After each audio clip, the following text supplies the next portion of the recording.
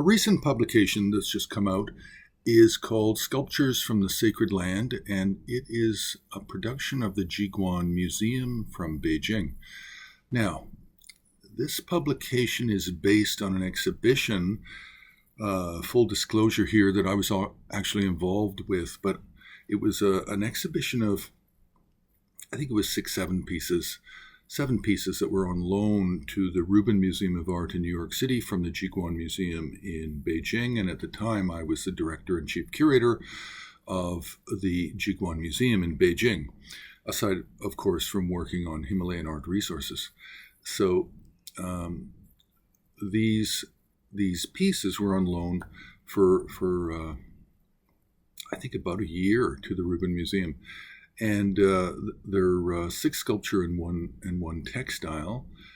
And we had previously done a show, an exhibition at the Palace Museum in Beijing, which was a much bigger show.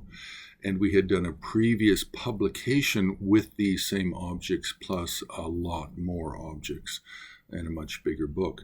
Now, what's interesting about this book is it's focusing on the 6 sculpture and the 1 textile that were on loan to the Rubin Museum, and it's basing the publication on that and then extrapolating out with more examples and comparisons. So basically, it's like using 7 objects to explain really Tibetan Buddhist art over the last 1,000 years. Not all of the objects are Tibetan. There's a bodhisattva figure that's coming from the Kangxi period so that's early 18th century. Plus there's a standing Kierkegaard Buddha, and of course Kierkegaard is coming from the place name Kierkegaard and the archaeological finds that were discovered there in the last 150 years. So, but this book is very interesting because of there's so many comparables to the central images that are being used as the main examples.